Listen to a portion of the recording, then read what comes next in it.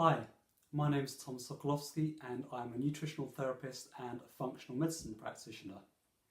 Today I want to talk to you about the leading cause of adult blindness in the developed world, age-related macular degeneration, or AMD for short, as I'll call it in this two-part video series. So AMD accounts for 40% of blindness or visual impairment in the UK, and 300,000 people are registered as blind or visually impaired in the UK as a result of AMD. In the US, 6.5% of the adult population over the age of 40 has AMD, and 0.8% has advanced AMD, which results in serious visual impairment. AMD is projected to increase by around 50% over the next 20 years due to an ageing population. Now, there's quite a lot of evidence that AMD is caused by blue light. Now, blue light is a higher frequency than other colours of light and hence has more energy, and that can damage the light sensitive cells in your retina. So sunlight is a source of blue light, and on a sunny day the clear sky is blue because blue light scatters when it strikes air molecules or water molecules. Another source of blue light is your computer, your phone, your devices, your TV, and your energy-saving lighting. So with the ever-increasing rise in the use of devices, the question has to be asked, are we sitting on a time bomb of AMD that will explode when the iPhone generation reaches middle age? The science does not definitely show that blue light specifically from devices increases the risk of AMD, but it may well do. We just haven't got the research yet to show. So, how do we reduce our risk of AMD? So firstly, reduce blue light exposure. However, blue light has many health benefits. So in the morning, blue light wakes you up, it increases alertness, it improves cognitive function, and it boosts mood. So this is why sufferers of SAD, seasonal affective disorder, use light boxes which always include the blue wavelength of light. In the evening, blue light naturally drops, and this sends a message to your pineal gland to start producing your sleep hormone melatonin. If you are looking at a computer or other devices in the evening, your melatonin production can be disrupted. Light from a natural wood fire, however, tends to show up more in the yellow, red, orange spectrum of light, and that's not affect your melatonin production. And our ancestors probably fell asleep by log fires. So, another reason for a potential rise in AMD may be because today we're seeing astronomical levels of burnout due to a very stressful lifestyle and the pressures of work and making a living. So classically this would be known as adrenal fatigue, but that is an inaccurate description of what happens in the body. The adrenals do not get fatigued, but burnout is real. And one of the tests for it is to shine a light in the eyes, and the pupil should get smaller to protect the eyes from the light.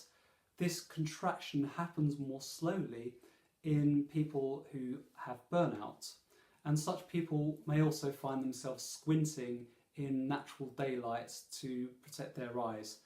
And so this is my speculation, there isn't research behind this, but it may be that people with burnout are more susceptible to AMD. And that could be on the increase because of the high levels of burnout we're seeing. Another reason we might see a rise is because of really poor diet, contributing to oxidative stress, as does the stressful lifestyle, and as do environmental toxins, which are ever increasing. Also, foods are being depleted in polyphenols, which increase antioxidants in your body to protect from the oxidative stress. So especially foods that are not grown organically will have less polyphenols in them. So one major cause of oxidative stress is smoking, and smoking doubles your risk of AMD. So firstly, stop smoking. Secondly, and this is what I tell my burnout clients, is get some blue light in the morning, preferably from natural light if you can, but in the evening block out blue light. So it's best to actually read a paperback book rather than look at a screen in the evening. You can get a lot of dopamine firing off in your brain when you addictively click on internet links, and this can prevent you from winding down for sleep in itself. So it's best not to look at screens, but if you are looking at screens, you can use a blue light blocking filter in the evening, or blue light blocking amber goggles, or an app like f.lux, or you can use night shift mode on your device.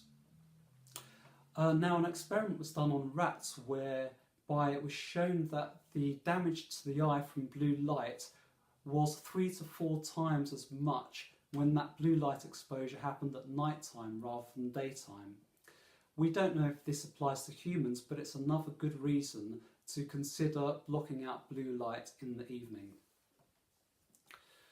Now, melatonin production often declines in old age, and I'm wondering if this is actually to do with decreased vision.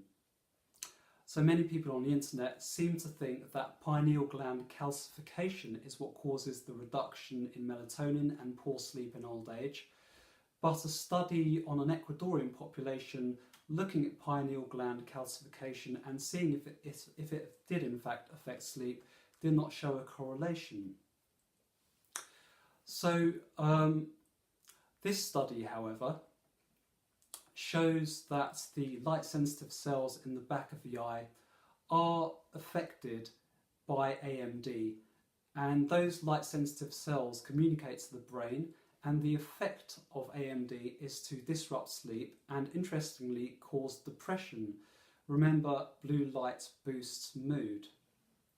So perhaps if the eye is damaged, but not to such an extent that we can diagnose AMD, or maybe we don't even notice any kind of visual impairment, but perhaps that there could be a stage at which we distinguish intensity of blue light less. We distinguish the difference in the intensity of blue light less than we used to, and this might affect melatonin production. Now, melatonin is an antioxidant. It's beneficial for anti-aging. It helps you fight tumours, it strengthens and balances your immune system, it increases bone mineral density, it's also neuroprotective, so it helps you avoid Alzheimer's and Parkinson's disease, as well as helping you sleep. So by following the tips in this video, you may avoid more than just vision loss. So how do we protect ourselves from blue light? Because even if we reduce blue light from devices in the evening, it's hard to tell how much total blue light exposure we are getting from natural and artificial means. So how does nature protect our eyes from blue light? Well, the two nutrients that protect your eye from blue light are the carotenoids, lutein and zeaxanthin. These form the yellow colour in egg yolk. They also form a yellow pigment in the macular region of your eye, together with mesozeaxanthin, which is probably made from lutein and zeaxanthin in the body. So studies show that a daily intake of 10 milligrams of lutein and 2 milligrams of zeaxanthin reduces your risk of AMD. However, as little as 6 milligrams of zeaxanthin with lutein combined may be enough to reduce your risk of AMD. So the average American is getting 1 to 2 milligrams of lutein and zeaxanthin per day in their diet. So much higher intakes can actually reduce the risk of AMD by 40%. Higher intakes of lutein and zeaxanthin can also improve other aspects of vision and reduce your risk of cataracts. Also, they may help with reducing the risk of cardiovascular disease, stroke, metabolic syndrome and cancer. These two carotenoids also improve cognitive function and protect the brain from age-related decline. Lutein and zeaxanthin are also found in your skin. And in animals, it's been shown that they protect the skin from damage due to ultraviolet light. So that may well be the case in humans as well. It may help preserve youthful skin after sun exposure. So, how do we increase our intake of lutein and zeaxanthin? Which foods are they found in, and how do we increase our absorption of them? This table shows the lutein and zeaxanthin content of various foods. It's measured in micrograms, and there are 1,000 micrograms to 1 milligram. Now, the portion sizes are 100 grams, so it would actually take quite a number of eggs to meet your daily lutein and zeaxanthin requirements. I don't know what kind of eggs were used in this study, but if you choose organic free-range eggs that have not been fed any kind of dyes, that the chickens have not been fed any kind of dyes in their diet, then the deeper yellow the yolk and the larger the yolk, the more carotenoids it will contain. So the very best sources of lutein are kale, spinach, Swiss chard, collard greens, turnip greens, mustard greens, watercress, garden cress and red bell pepper. These provide upward of 10 milligrams per 100 gram portion, and 100 grams of romaine or cos lettuce will provide around 2 milligrams of lutein. Now, actually, if we look at the following table, we see that the zeaxanthin content of these foods is very low.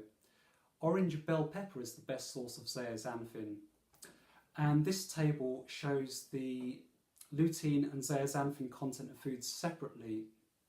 Now, surprisingly, yellow bell pepper is a poor source of zeaxanthin, although orange bell pepper is very good.